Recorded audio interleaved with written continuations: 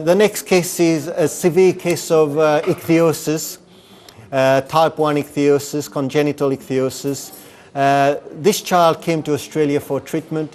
He was brought over by his parents. He came over to Australia twice for 12-week treatments each time. That was back in 2002 to 2004 with extremely severe case of ichthyosis where the skin was very scaly, it was peeling, it was red, parts of it. He also had ectropion of the eyes. The eyelids could not be closed properly. The poor child, when he arrived in Australia, he was in a mess. His little hands, he couldn't even close properly. So that's why he couldn't write at school. He couldn't walk properly because his hands and feet were all weepy and pussy. His ears were so badly affected that his ears were pinned to his scalp. So you could imagine the discomfort and for this poor little child, and for him to be put in the public where everybody's looking at him all the time. It was very sad for me, and it basically broke my heart when I first saw him. And he grabbed me by the legs and he looked at me with his big eyes, and he had tears in his eyes. So of course I felt terrible. I felt like I had to do something for this little boy. He stayed in Australia for 3 months, like I said the first time. And after 2 years of treatment, I will show you now the results that he's had. His skin started improving. You could see the results. His skin started normalizing. He's a white boy, but when he first came to Australia, if you look at his skin was almost black because the pigmentation in his skin had changed. The lesions were so thick and crusty and what we call hyperkeratotic. You could see the color of the lesions. The flakiness were really big. If you poured water on his body, the water accumulated in all these little wells on his body because there was wells on his body. And of course, I strive to do whatever I can to help him. I had many sleepless nights thinking about how am I going to help this little boy. And I get inspired. So after many months of treatment, you could see his body is changing, how smooth the skin is now. The colors change. You could see his feet changing color and becoming a lot smoother. You could see his hands are changing now. The whippiness in his hands had healed, so now he can grab. Now he started going back to school. He was a happy little boy. Interestingly, look at his legs. His legs had changed enormously to a smooth leg. It was unbelievable. I mean, I was almost surprised myself how good the improvements were. His scalp had changed. If you could see that, the scalp is white and also smooth. And this last photo, he's actually outside on his swing and he's got his shirt off. Now, for a little boy like this to take his shirt off, in the past, all he's done in his life was to cover himself up. But now he was so proud, he was so happy that he's got his shirt off. And of course, I was delighted with the results. I'm very proud of him because he's had great results, and I normally try and catch up with him each time I come to Europe.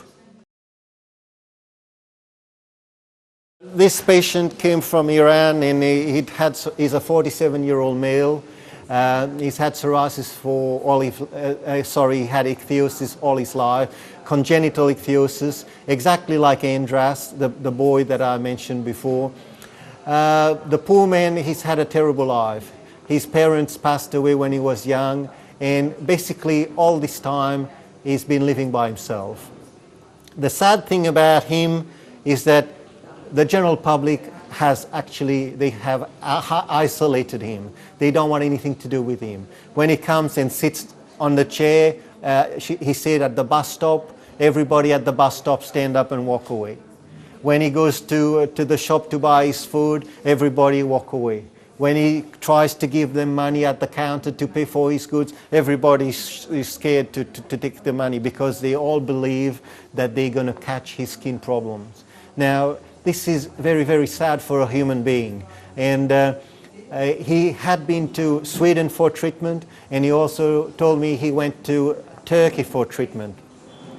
When he got to Turkey, he had organized to stay in a hotel. When he got to that hotel, they looked at him and they told him to go away, that the hotel was full, even though he had booked a room. So he went to 4 different hotels, and each hotel told him that they didn't have any space for him. So eventually he ended up sleeping on a bench in a park while he was there. All these things are very, very sad because it's discriminating against a human being. It's sad because the general public, they do not understand that this is a skin condition, this is a human being, and you cannot catch his skin condition. It's unfortunate he's got a skin condition like that, but we should treat him as a human being. Unfortunately, our eyes deceive us. We always look at people with our eyes. We should stop looking with our eyes and start looking with our heart. Maybe then we could, help people a little bit more. So when he first came to my room, he sat in my room, and I went over to examine his skin, and I touched his skin. As soon as I touched his skin, he burst out crying. He was crying so loud that the people in the front office of the clinic could hear him. And I didn't know what to do. I was shocked. And I said, "Why do you cry?" And he said, "I cry because you're the first person who have touched me for at least 25 years. Nobody want to even touch me. When I go to the dentist don't even want me to touch my mouth. That's why I've lost all my teeth. I want to go to an optometrist to have a look at my glasses because his eyes not closed properly. They don't want to touch him because they're scared. So he just wears sunglasses instead of proper glasses to help him. Meanwhile, the poor man is going blind." So while he was there, I made sure that we got him some glasses. We took him to the dentist to make sure that he could fix up whatever teeth he's got left. There are not many left. So it was very, very sad. This poor man has had a very sad life. Unfortunately, the only treatment that has been available to him in Iran has been neotigazine. And the side effects of neotigazine causes you to lose your teeth and causes you to go blind. And these are all complications that the poor man is having on top of all the prejudice that he's having at the same time. And he stayed in Australia for 3 months, and you can see the pictures of his skin condition when he first arrived, and look at the results now. 12 weeks later, he's improved a lot. We cannot cure this condition. All I'm looking at is how can I make him a little bit more comfortable, improve his life a little bit, and try and make a little difference in his life so that he can live like a normal human being. After all, he is a human being just like you and me, except he has a skin problem. Some people have cancer, some people have blood pressure problems, some people have heart problems, but we don't discriminate against them. Just because he's got a skin problem and his skin problem is visible, we discriminate against him. It's very sad and very unfortunate.